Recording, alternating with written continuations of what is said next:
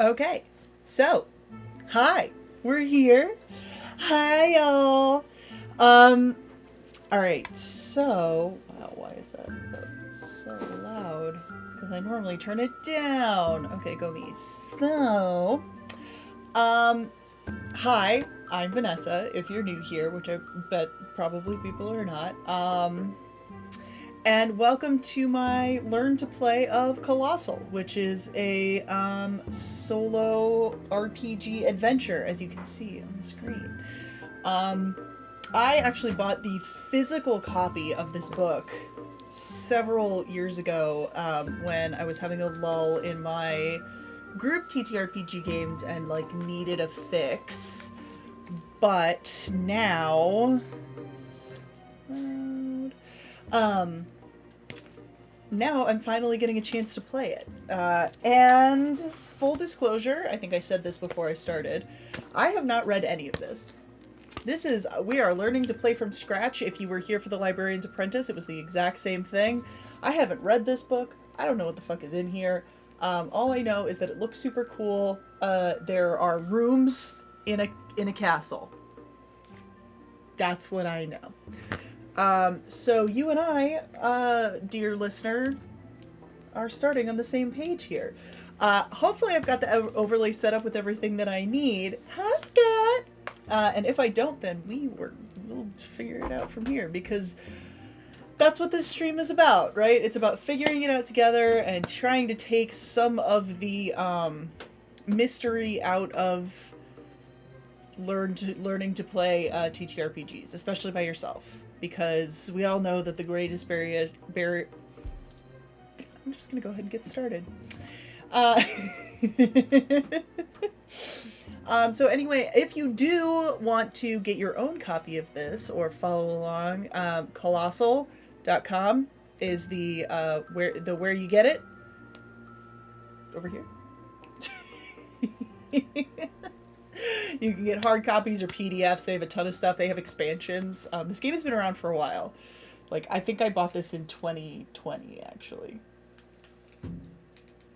Oh no. No, like 2021 maybe. That's still like 4 years ago now. Oh, shoot me. Yikes bikes. Okay. Truly.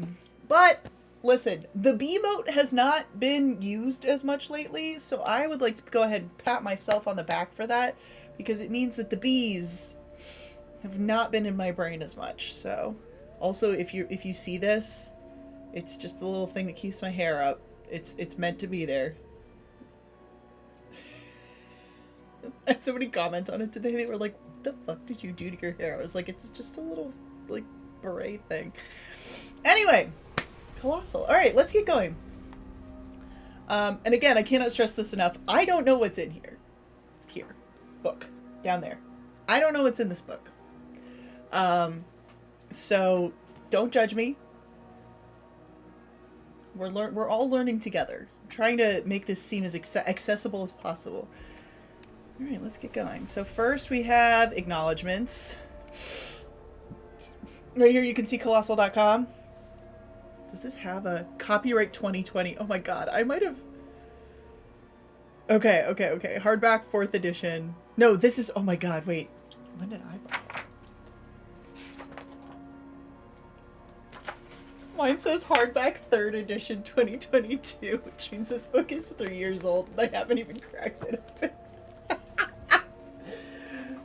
Wait, did I say 3rd? Hardback 3rd edition. Wow.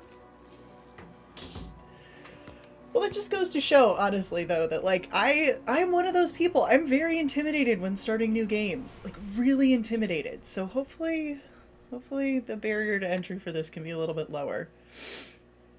Alright, let's see. What is a solo RPG? I already know what that is. What do I need to play? Definitely need to look at that. Let's see. Basic gameplay rules, the Wordle. There's a Wordle in Colossal. Alright, then we'll go. Alright, and then we'll go through that stuff. So the first things first, check out this fucking artwork. Isn't that so cool? Okay. Basic gameplay rules. Pack of standard playing cards, which I have, which I had. Are there jokers in here? I don't even know if this is all 52 cards. No jokers. Okay. Alright, let's see. To dictate what happens to your character on their adventure, the gameplay is split into 2 phases, the exploration phase and the combat phase. In each of these phases, you will draw a certain number of cards and check what you have drawn against tables in this book. Ooh, tables! We know how much I love tables. Love me a good table. Oh, fuck, Frank House! I didn't even see that. Hey! And Brett! You are here! Hello, my friends! Alright. This will reveal to your character, to you, what your character has discovered or what is going to happen in battle. Then it is up to you to follow these prompts and write your character's journal entry. Okay, so I do need that notes. There are basic rules to provide you with structure and randomness, but it is up to you how you read those results and rules when you write your journal entry.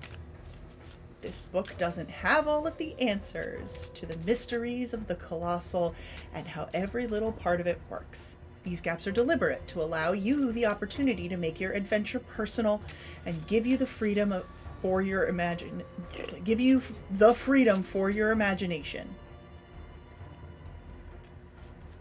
I'm sorry, Nisha. Am I allowed to correct your grammar in here? That's grammatically incoherent. Sorry, bud. He's never gonna see this. It doesn't matter. Oh, by the way, I don't know if anybody saw this, but apparently the creator of The Librarian's Apprentice found my playthrough and decided to watch it while they were like bundling their stuff to send out for the 2nd edition. And Jenna showed it to me and I was like, no! Because, like, it's one thing to have people watch, like, even strangers, but then the creator is like, oh, cool, somebody did this. And I was like, oh my god, I hope I did a good job. I don't feel like you can really do a bad job. I gotta stop doing that. But, yeah, I freaked out a little bit, I'm not gonna lie. Okay. If you find an old piece of machinery, it's up to you what it does. If you find an ancient ruin, you can decide who lived there centuries ago. Let your imagination run wild in the roomlands of Colostle. It was very cool. I was like, oh my god, that's so cool. And then I was like, oh my god, that's so fucking scary. It's intimidating, you know? Like, oh my god. Okay, what do I need? Pen or pencil, notebook or sketchbook, a standard deck of playing cards, character sheet. Okay. Once again, this art. Amazing. And it was so cool, though. It really was. I was like, oh my god. Ah. Now I'm probably going to need a bigger notepad. Whatever. I'm trying to take a look at this for now. Okay. Let's see. Oh, yes. The World of Colostle. I'm excited for this. Alright, so. Now this is something that I did know.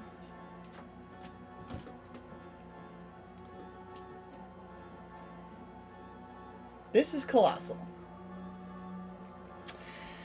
The Colossal is an impossibly massive castle, the interior of which is so large that mountains, valleys, towns, cities, and even oceans fill its rooms. The ceilings and roof are so high they are beyond sight, shrouded by the misty expanse of the sky that sits within its vaulted heights. There seems to be no finding the exterior of the castle, though many adventurers have tried, crossing continental distances only to reach the wall of another room. For those who have ventured past a wall, they find only more rooms on the other side, with new lands stretching far off into the distance. That said, many features you would expect from the Colossal's normal-sized counterparts are present, such as staircases, windows, doorways, balconies, towering statues, burning braziers, pillars disappearing into the clouds, and long, gloomy corridors. No adventurer has found their way to the rooftops, the battlements, which they suspect might grant them a view that sheds some light on the true nature of their world. But maybe you will be the first.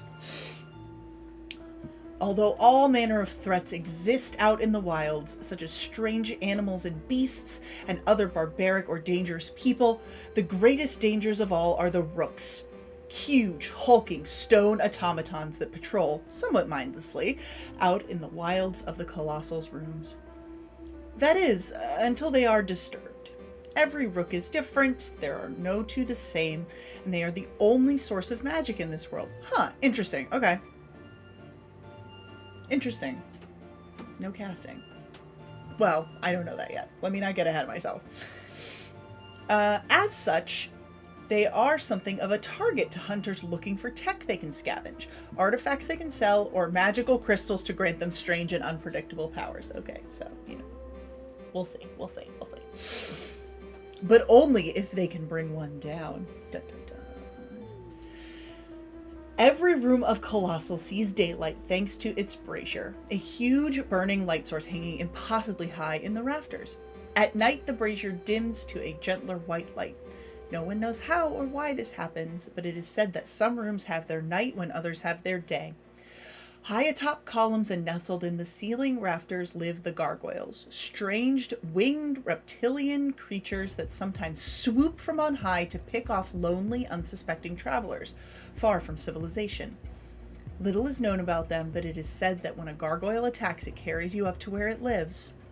Many believe that when you die, your soul is drawn to the front gate of the Colostle, a place immeasurably far from any other known location. Well, yeah. The journey of death begins by crossing the moat and discovering the lands beyond. This is but a story, but perhaps it holds some truth. Explorers talk of many strange lands far out in the Colossal, icy jungles spreading up massive wild jungles spreading up massive staircases, icy polar regions encasing huge human skeletons and glaciers.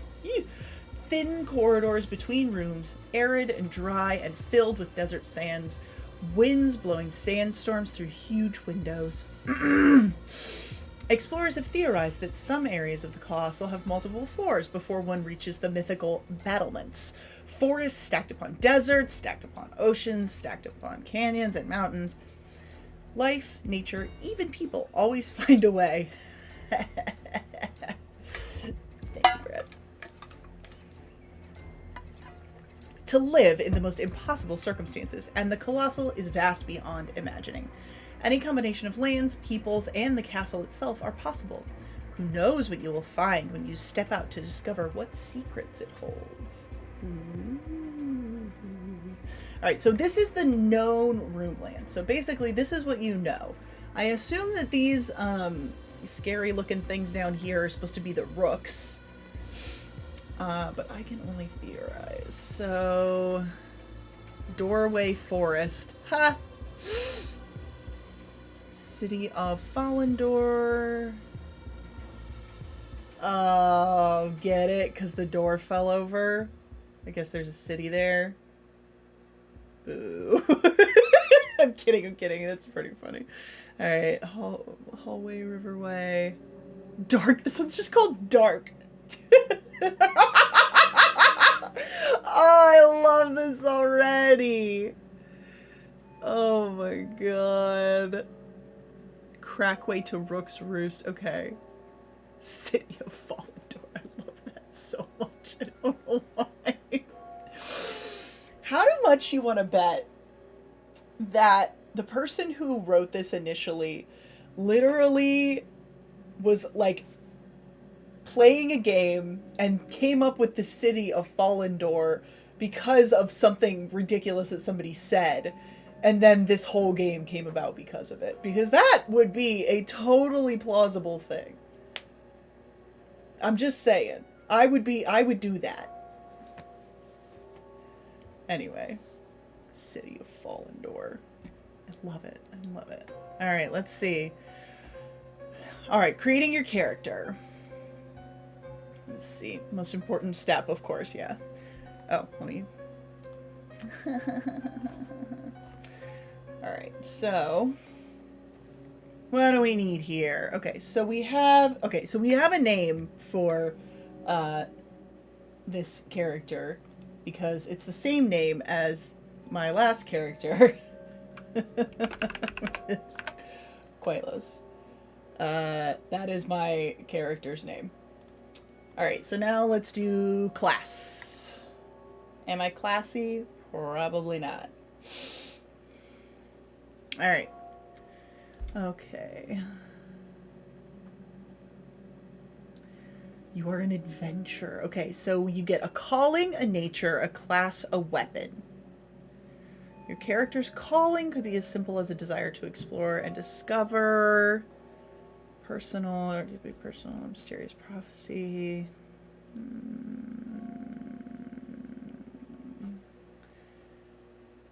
Let's see. Are there tables here? There are. I love a good table. Okay, so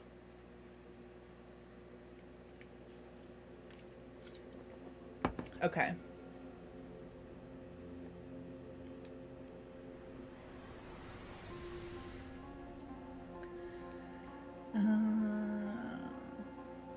Okay, so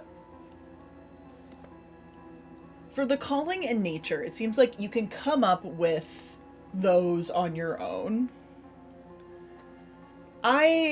Listen, I have Gil Fishman written down on my handy dandy whiteboard over here, so there is very little chance that Gil Fishman will not make another appearance.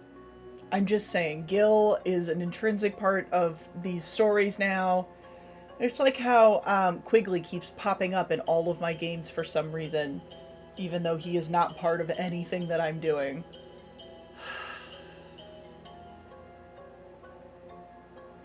If you didn't get to see anything about Gil Fishman the first time, you should go back and watch my Librarian's Apprentice show. Oh my god. Gil Fishman. Never going away. Okay, so it looks like the calling and your calling and your nature, which are in here, are basically like they're very I say amorphous, but that's not really what it is. But there's things that you can determine for yourself, but they have tables, and you know that your boy loves a table. So I got my deck of cards right here. I think for the Librarian's Apprentice, I had a Roll20 deck on screen, but because this doesn't need the cards as part of like the building of the world, I don't think, we're gonna do it manually. What did I pull? 3. Okay. You know I love me a table.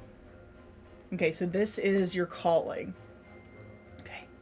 You have a vision as you sleep one night. Far across the lands, in a room that looks nothing like the room your village resides in, is a tower.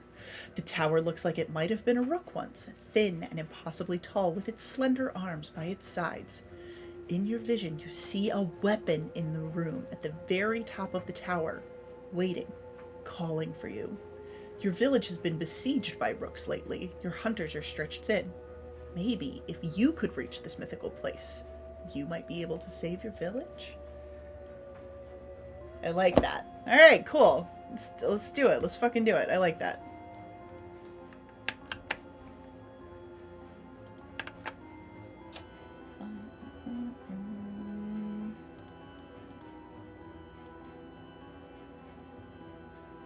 Okay, I will fix that later. There we go. Okay. I do love me a good table. Okay. It's a slingshot. No. What? Let's see. In your vision, you see a weapon in a room at the very top of the tower. It's a... it's a slingshot. What if it's just one of those, like, little, like, trebuchet things that you literally, like... I forget what they're called. It's not a slingshot, but it's literally just, like, a hand trebuchet that you, like, flick shit with. Boing! No. No, come on. I want it to be something cool. You know what I want it to be? I want it to be a big-ass axe. And don't come back with this and be like, ass axe, ha ha ha ha ha. No, it's gonna be a giant fucking axe. You know what? I think that Quelos is like, no, because you know what?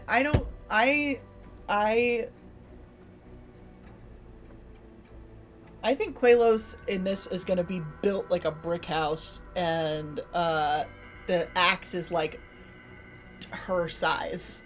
A giant fucking axe. Okay. I like this for me. Okay, cool. I love that. Alright, where's the next one? Oh, okay.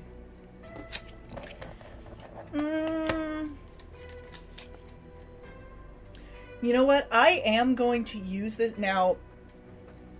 I'm going to use this table for Qualos' nature because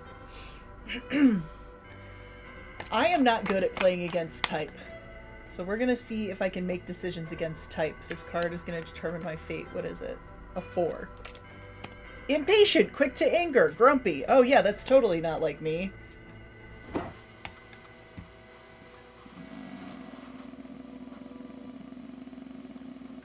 It's fine, we're doing it anyway.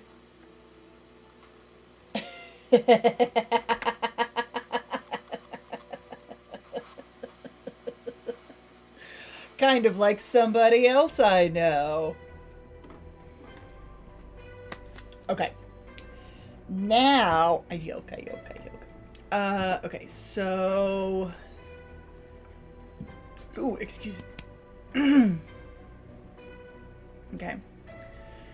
Your character's calling will evolve and develop as you play multiple chapters of Colostle. Some encounters will call back to your calling, and it's up to you to decide how it's furthered when this happens. Ooh. Yes, Allison, of course. So quick to anger and grumpy. Listen, I see the impatient part, but aren't we all? Okay.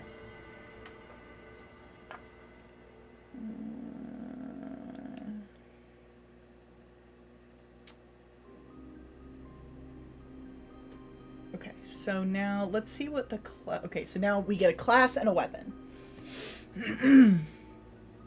Okay. After that comes your character's class. Class governs how your character explores the world and how they fight. Finally, your weapon. This can be anything you imagine and is completely up to you. I love that for me. Oh, shit. Wait. There we go. I didn't realize the whole page wasn't on the screen. I apologize. Okay. In the combat system, weapons don't have any sort of stat that governs their power. They are simply one of the ways you can attack. When the game tells you that you do a weapon attack... Cool, okay. You could have a sword, an axe, a catapult, nunchucks, a spiked mace, or even a hand cannon. Ha! Oh, man. No, you know what I want Quellos to have? I want her to have one of those,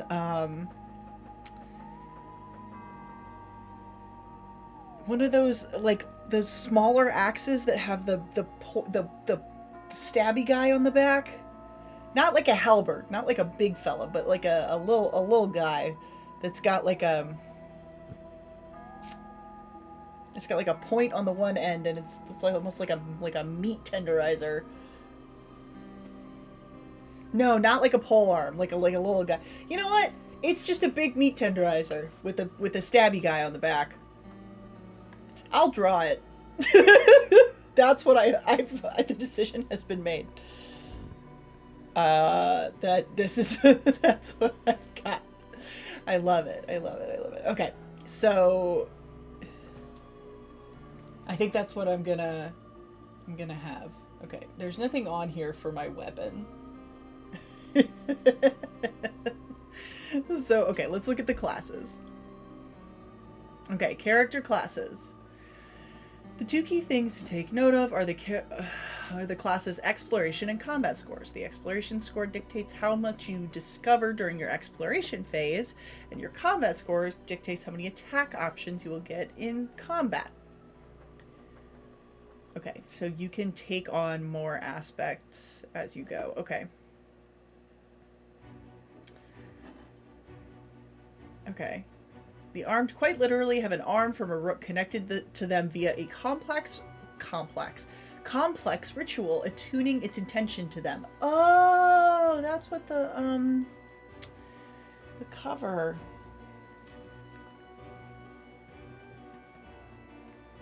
I get it.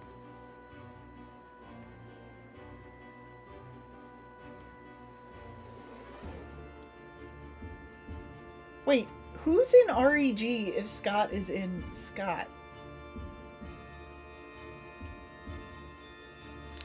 Is it the same person? Okay. And then there is the followed. Oh.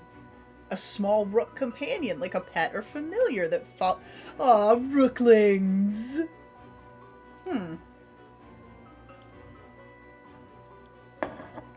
Okay. From deep personal want. Excellent rangers, pathfinders, and navigators. Alright, so those are like really explorer-y. The helmed, extremely combat heavy.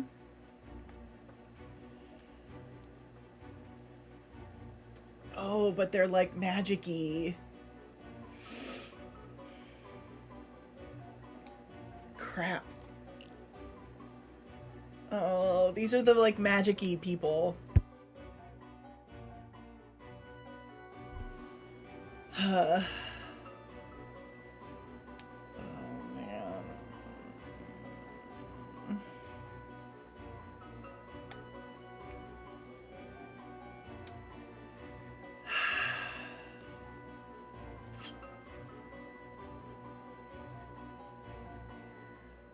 Okay, and then the mounted. Ride an adapted mechanism taken from rook parts as a vehicle or mount to allow the means of transversal. Typically, this involves taking part of.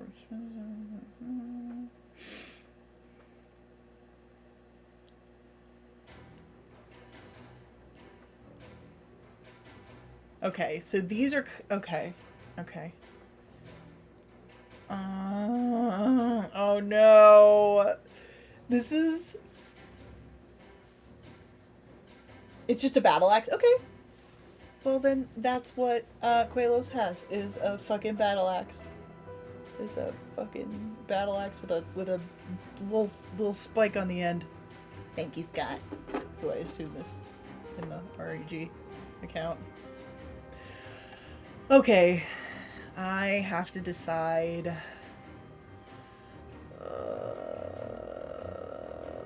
No.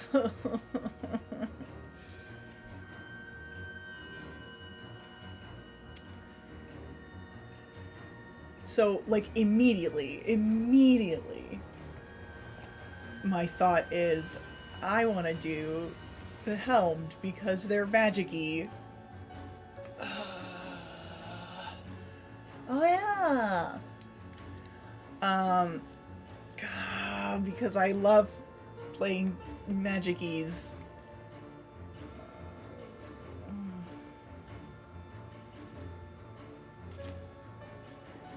Oh no, this is the hardest part. What do I choose? Oh no. Okay. I feel like I just gotta roll for it because I'm too.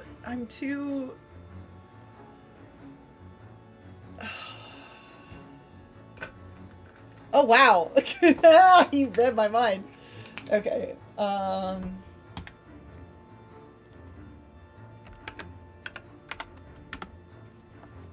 A 2. Okay, that gives me the followed, which is not one of the ones I was looking at all, but I think that is actually a good idea. Okay, so we are the followed.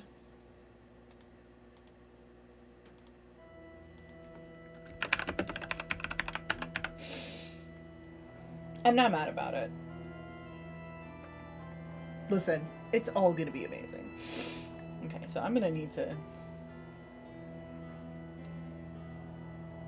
Oh, I have adventure notes here. Okay, so this is a fairly balanced starting character. The followed have a small rook companion, like a pet or familiar, that follows them and their commands. These rooklings are found in the cores of larger rooks. As yet, it is not known why.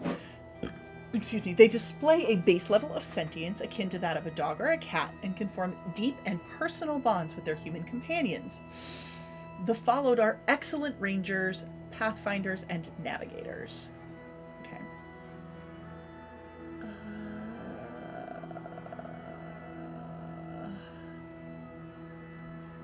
They are more than equipped to most to navigate the sea. The rooklings can vary in size from very small, the size of a kitten, to the size of a person. No! Okay, I think that my rookling... I want my rookling to be... Oh wow, it literally says think about your rookling shape. That was the first thing I did. I was like, let's think about what my little rookling is gonna look like.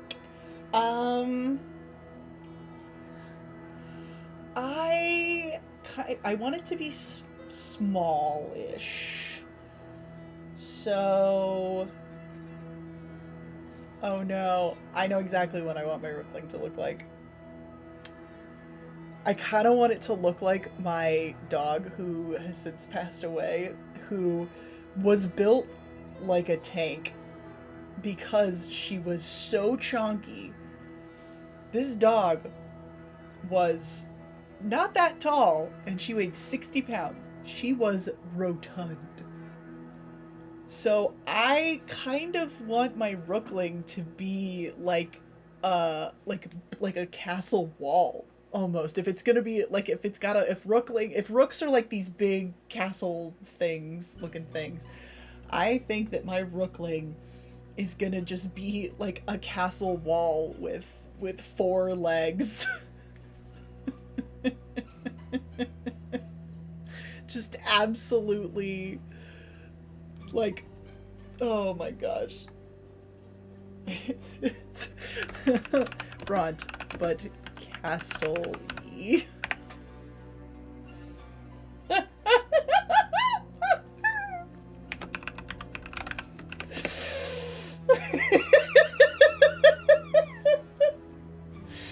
Oh man. Okay. Oh my god. Yeah, basically. Yeah, that's exactly what it's gonna look like. Wait. Let me,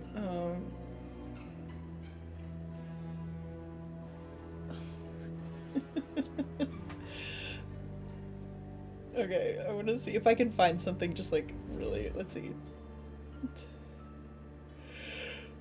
Oh my goodness. Woo!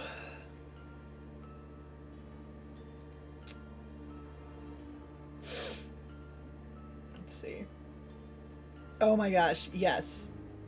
I think...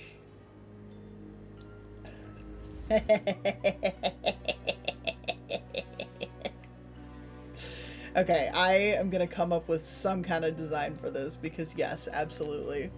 It's just gonna be like a little turret on its side.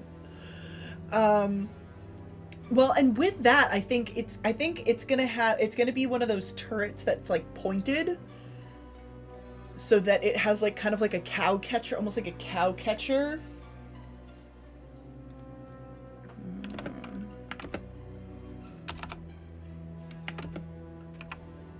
Yeah.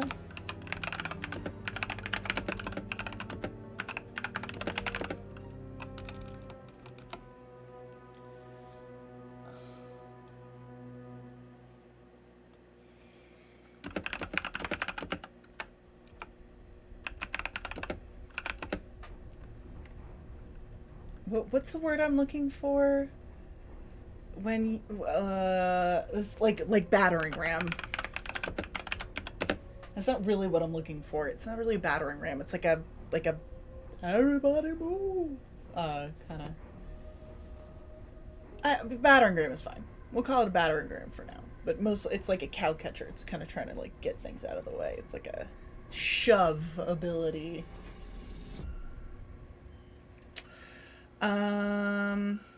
Okay. Alright, so does your village or... Oh, okay, let's see.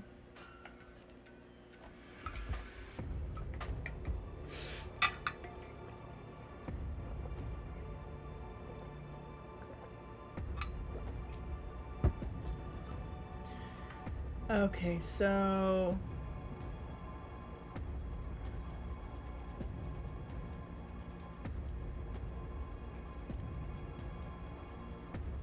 To create your first Rookling, head to the Creating Your Opponent Rooks section in the combat rules and either choose the body and magic characteristics or draw cards to make them randomly. Oh, I get to actually like look for stuff. Cool.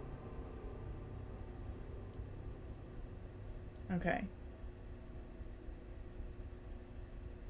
The combat rules. 16. Okay. Let's see.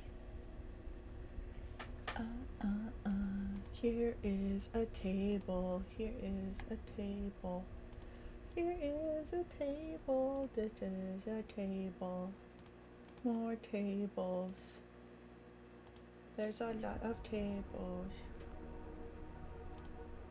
Dun dun dun dun dun dun dun dun dun dun.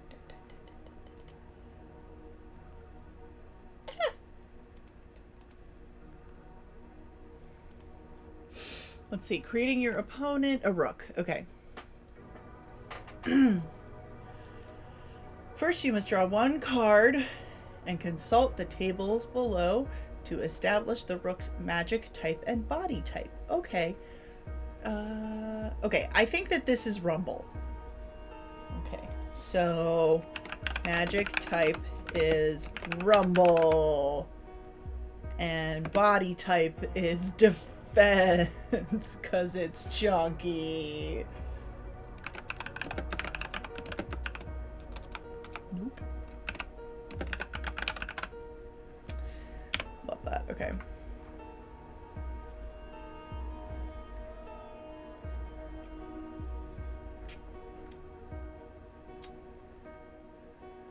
Okay.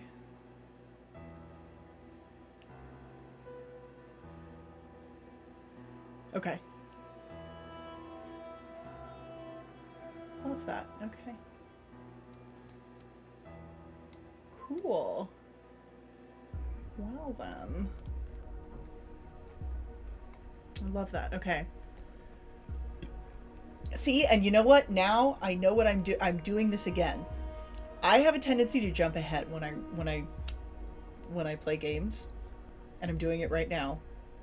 I got ahead of myself, and then I started reading again, and I discovered that I had done something wrong. So I need to, like, take a step back. We're gonna read the whole thing, and then we're gonna do the thing. Okay? It's fucking hard. Okay. Okay. Rookling will have body and magic characteristics of the large rook it was harvested from. To create your... Okay, I did that. No two Rooklings look alike, just like the rooks they come from, and many of them can be very strange shapes. Made of stone, seem to feature castle elements, but on a smaller scale.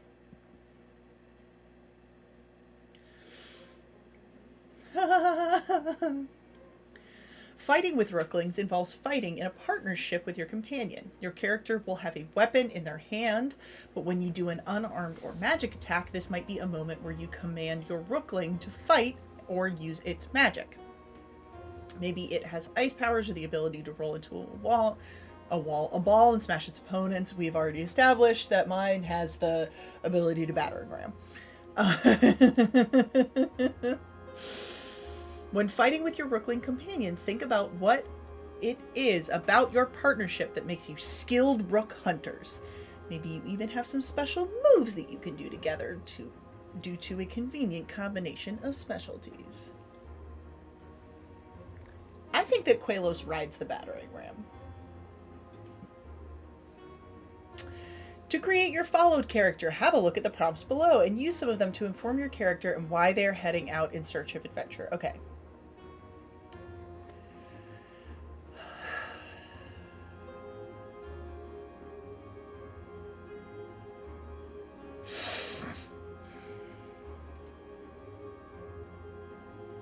Okay, so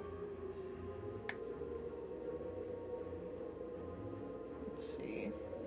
I guess this goes here. should probably put this in some notes, huh? I didn't set up notes yet.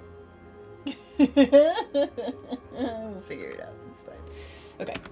So, let's see. Let's think about it. So, I think... Let's look at the map for a second, shall we? Look at the Roomlands. I'm kind of thinking that, like, Koilos is from Fallendor, just because I like that a lot. So I'm thinking that Koilos is from the city of Fallendor. From the city of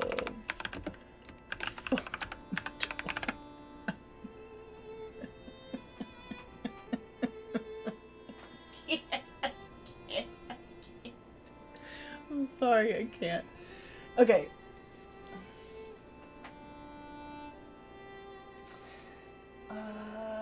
And the well, no, okay, so she's from a village. It's my calling does say she's from a village. So she's not from the city. Not from the city. Maybe, let's see. Where would she be from then? Let's see. I mean, it would make so. Maybe she's from. I still can't get over that there's a room that's just called Dark. Darq. What if she's from the Dark? No, that doesn't make any sense.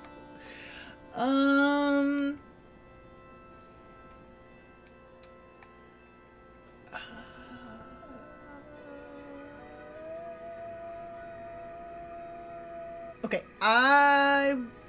okay, she is from a small village in the... I can spell. In the Doorway Forest. She's from a small village in the Doorway Forest. Well, and her, you know... Okay, so her city has been besieged by rooks lately. So I think that it would make sense if her rookling was potentially from the body of a rook that had tried to, like, besiege her city and perhaps was taken down. So, you know what?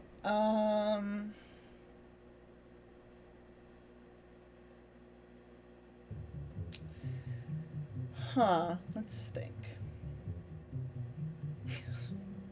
I was about to say something super morbid. We're not gonna go there.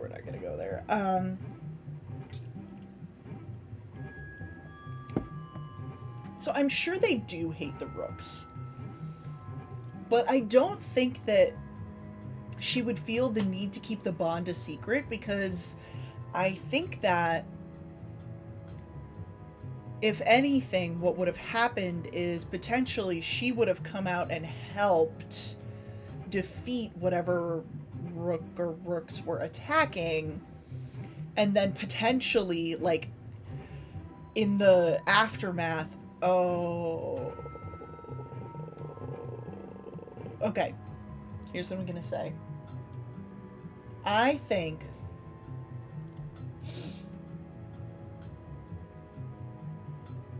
think that she ended up being sort of accidentally on the front lines in one of these attacks where she's,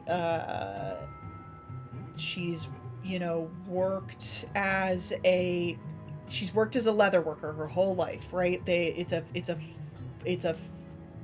village in the forest.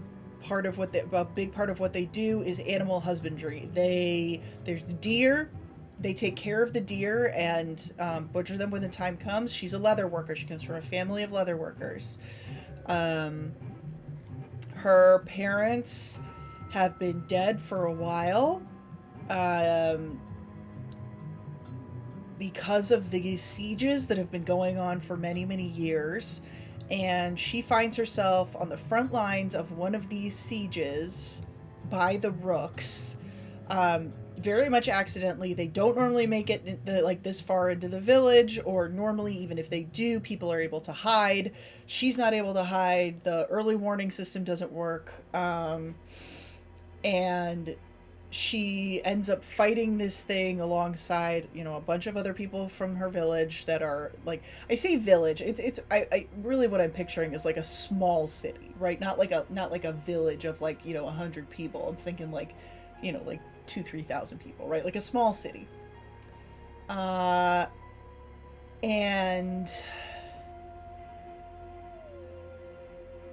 what ends up happening is that her best friend has been working with her that day. They both kind of get caught up in this thing, and she ends up watching her friend die at the hands of this rook. And once the thing is dead, she's just like searching. She's part of the victory, but like not in any like large part.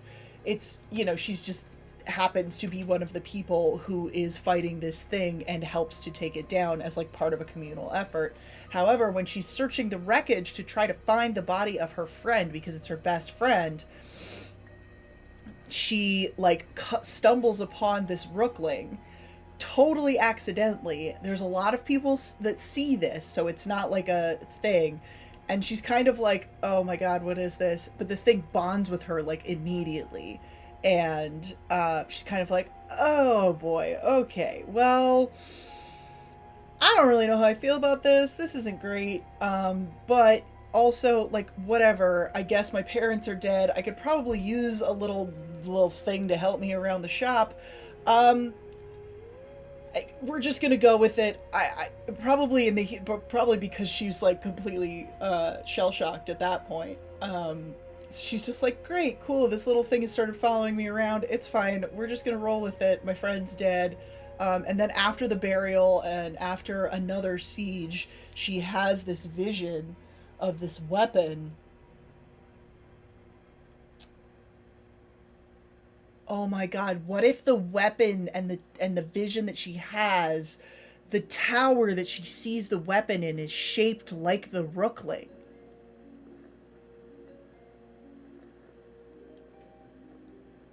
I like it. I like it. I like it.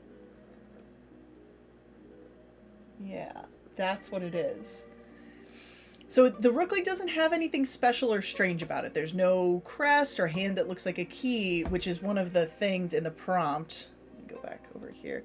That's one of the things in the prompt that says, you know, like, does it have something strange about it? But no, the only thing that's strange about it is the fact that she's had this vision of a tower that looks like her rookling, that has this like crazy great axe in it that like is covered in fancy writing and looks really magical. I'll come up with something cool for that later. Okay. So I think that in terms of like, so yes, is your rookling the core of a rook that killed someone close to your character? Yes. However, is your bond with your rookling a reluctant one? Does it follow but you wish it hadn't? No, I don't think it's reluctant. I think it's very much accidental, though.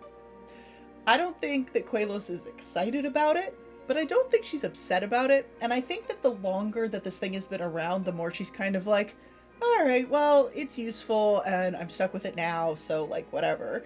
And now, especially since she's had this vision, she's like, okay, yeah, you're my buddy now, I guess. Like, I don't know what this is.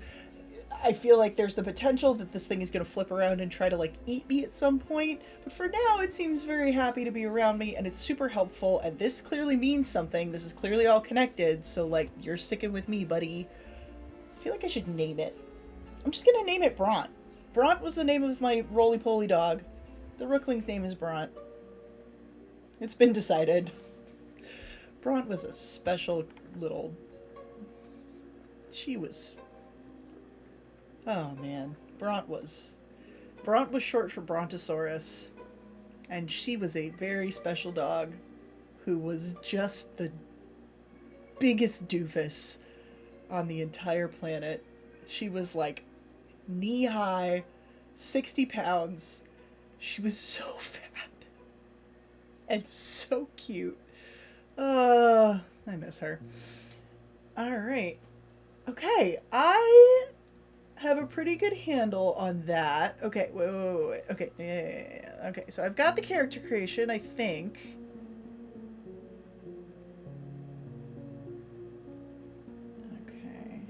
Okay, I think that is going to be that for today. Because if we keep going, I think we're going to be here for another fucking hour. So we're going to call it there today.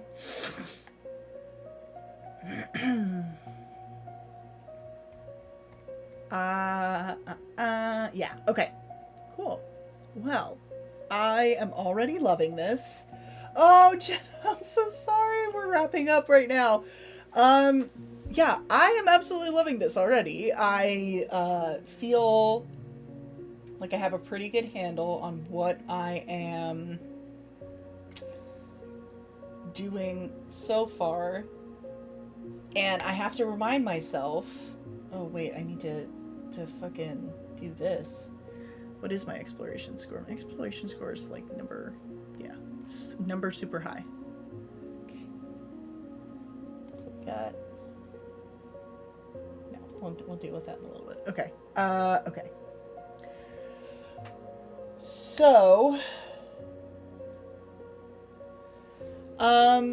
yeah, I have to keep reminding myself not to get ahead of myself because I already did that once today. So we're gonna try to run a tight ship here. But yeah, I'm very, very intrigued. I'm very, very interested, and very, very excited to keep going in this. Yeah, I love it. All right, so on the channel tomorrow morning, you can find me here at 10 a.m.-ish EST for Morning Initiative, where I hang out with chat and we talk about TTRPG stuff ostensibly, except we almost never do. It's mostly just a fun time to hang out with your friends and have a good time and spend your hump day.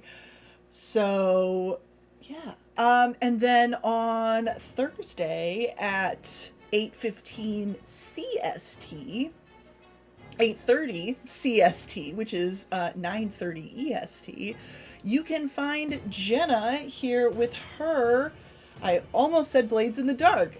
No. With her Star-Forged Star Tripper game. Ooh, wow. My whole brain glitched out.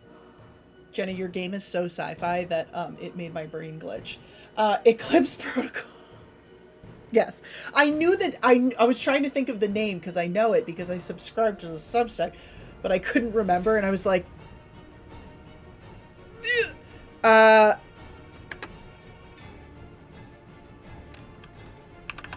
I have a Nightbot command for this and I already forgot what it is. I'm fine. Everything is fine. But yes, Eclipse Protocol, which is also now you can subscribe on Substack to Jenna's newsletter, and you can get chapters. It's like a little serial of Eclipse Protocol, which is very, very cool. Let me remind myself what the fuck I did, because of course I forgot in like 10 seconds. I know what I'm doing. We're fine. Yeah. I can spell. Yeah, there we go. So yeah, you can subscribe to Eclipse Protocol right there. Very exciting. Very cool. You should. It's awesome. But yeah, you can also join for the live stream on Thursdays at 9:30 EST. And that is what we have going on the channel right now. If you are interested in this game, you can check out Colostle.com, spelled just like you see it on the screen here. That is where you can get all things Colossal. They have the base. There's this game, and then they also have an expansion pack. They have PDF. They have hard copies. It's super super cool. So if you are interested in checking it out, then you can do so too. And with that, we are gonna go ahead and raid Critical Fail. Excuse me, Critical Fail DM. So give them some love from us, and hopefully I will be seeing all of you tomorrow at 10 a.m. Ish for some morning initiative. Have a good one, everyone.